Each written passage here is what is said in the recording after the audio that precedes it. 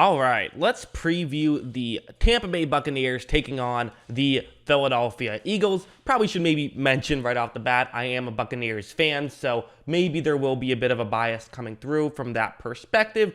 So just, I try my best to not pay attention to biases, but subconscious bias does still come into play on stuff like this. So just figured I'd let you know that up front. But yeah, anyways, I want to talk about this game. It's a fascinating game coming up, the Buccaneers versus Eagles. It was a fascinating game the first time these two teams played. If you remember, Tampa Bay got off to a big lead. Philadelphia actually came back and made it a 6-point game, lost by 6 points.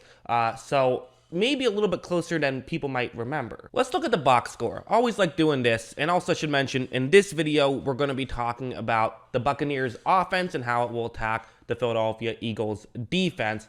And you look at the box score, the first thing you notice is that Tampa Bay gained a ton more yards, although the yards per play is not quite as dramatic. Tampa Bay almost doubled the total yards. However, in terms of yards per play, just 1 yard per play more, which is, listen, that's significant, right? But maybe not as significant as you might think. Going over to Tampa Bay's box score here, there's, one thing that just immediately jumped out at me, and that's the receiving. The leading receiver was Antonio Brown, who obviously is no longer a part of the team. In fact, look down the line in receivers. O.J. Howard's the next leading receiver, who has not gotten much playing time late in the season. He got a little bit. This is pretty much his best game of the season.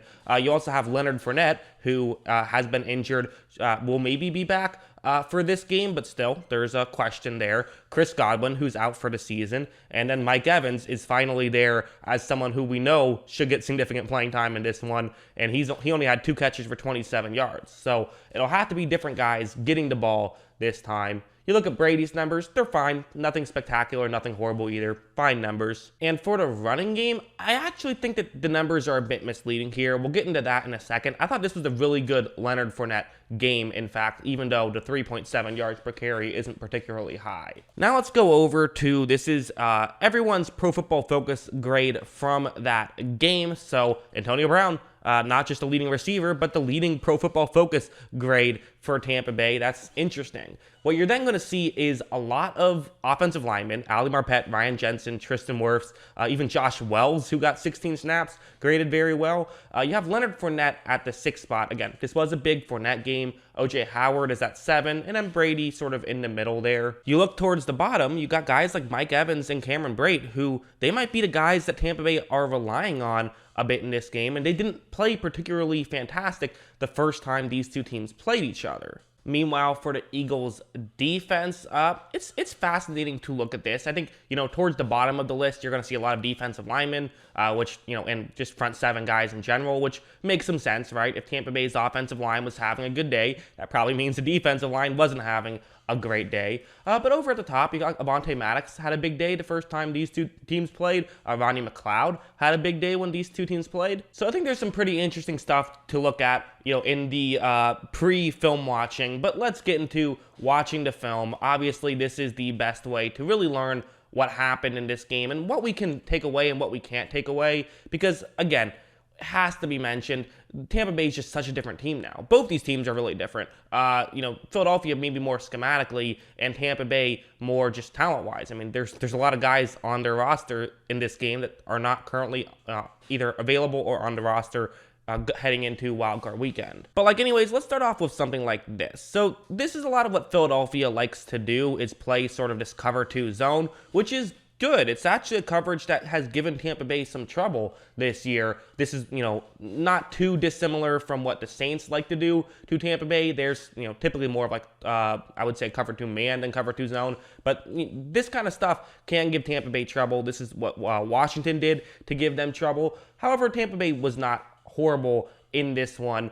And a lot of what they can do is stuff like this, or just run concepts that are designed to beat cover 2 zone. If you know what coverage is coming, you can game plan against it. Watch how right when this play begins, what you're going to notice is that Mike Evans is able to get schemed open pretty well here. So this was a good job by Bruce Arians, good job by Byron Leftwich to dial this play up, and good job by Chris Godwin and Mike Evans to run their routes effectively. Really, again, Chris Godwin ran a setup route, but that's not that difficult of a route. I trust Scotty Miller can run that route. And also Brady makes the throw because of course he does, and you get a big chunk play there. So That's a way you can get the ball down the field and get chunk plays. But a lot of times against cover 2, teams don't necessarily get the chunk plays. They kind of settle for less. For example, something like this, where what you're going to do on this play is it's a cover 2 zone. You have multiple receivers running deep this time, but what a lot of times what Brady will do when he sees this type of coverage is just hit the halfback. Watch, on this play, you're going to notice that since the players over the middle do drop back, Fournette makes the catch and even runs over a guy and picks up a decent gain. So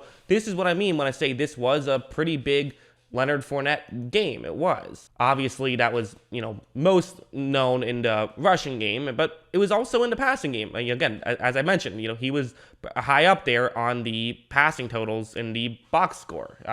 He ended up with 6 catches and 46 yards. This was a lot of it. You can also do stuff like this, where you're going to hit Cameron Brate this time underneath. So, again, hit tight ends, hit halfbacks. Obviously, you're going to do stuff like this one, where you're going to run the football, and you see the blocking concept on your screen. And the reality is, one thing that Tampa Bay has going for them is, and I think this is an interesting thing to note, is Tampa Bay did not have Rob Gronkowski in this game. So yes, it's fair to say, like, hey, they had Antonio Brown, they had Chris Godwin, but they also didn't have Gronkowski, who I think should have a big impact in this game. You see Cameron Brate is in the game to block. I think we'll see a lot of Cameron Brate and Rob Gronkowski both in the game packages, where you kind of are in a tough situation where they can run the ball well if they want to.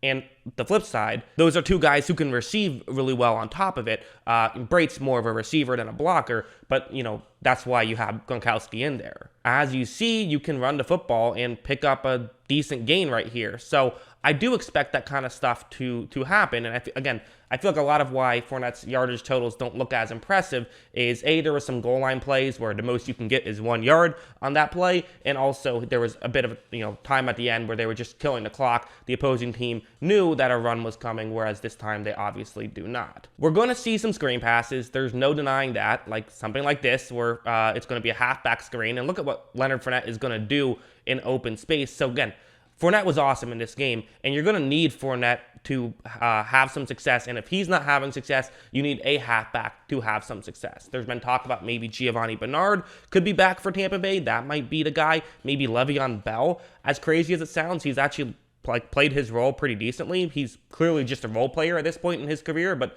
there still is value in him. Ronald Jones basically is just a runner, but, one of these other guys could hopefully step up and be able to do this stuff, and the real hope is that Fournette is just available. Also, we saw some tight end screens. This time, Brady's going to dump it off to O.J. Howard. I would be shocked if we don't see a tight end screen to Rob Gronkowski at some point in this game. I think that's going to happen, and also, let's be honest, we saw some Antonio Brown screen passes. That was a very real thing. He's the main receiver they would throw the ball to in a screen pass game because he's so explosive.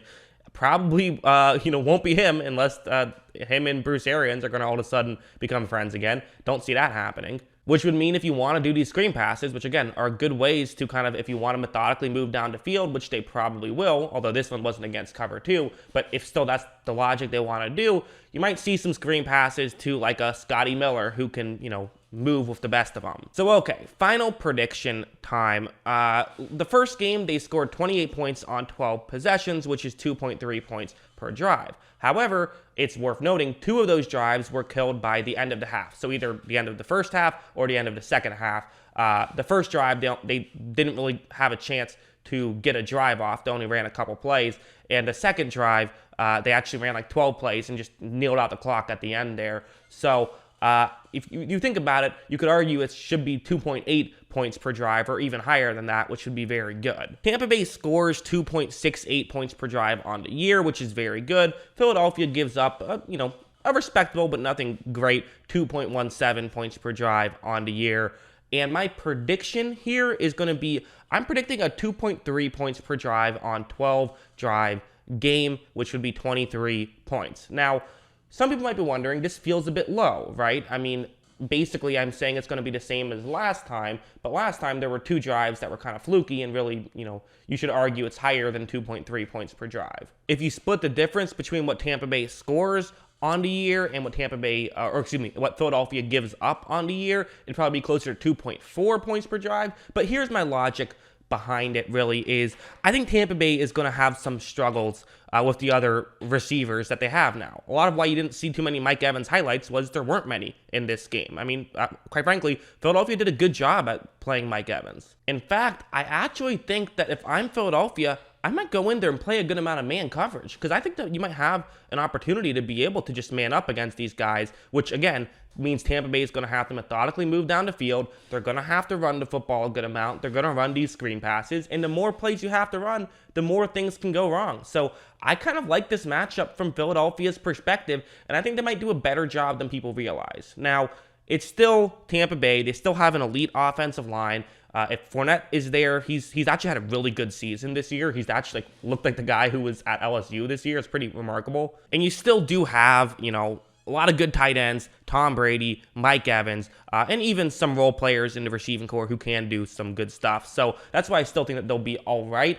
But I don't think it's going to be this offensive explosion that maybe some people are expecting. I think that it's good schematically for Philadelphia. And Philadelphia's defense, they got a lot of players who can play. They might not have these household names on defense outside of like a Fletcher Cox. I guess I should say they might not have the household names in the secondary, but they still got some good players. So don't sleep on Philadelphia's defense. I think that they could make this one interesting. But that's what I think. What do you guys think? Let me know in the comments below. If you want to know who I have winning this game, you'll have to stay tuned for the next episode where I break down the Eagles offense and how they're going to attack the Buccaneers defense. Got a lot to say about that one, so be on the lookout for that. But, again, let me know what you think of this in the comments below. Always love hearing from you. And, of course, as always, thanks for watching.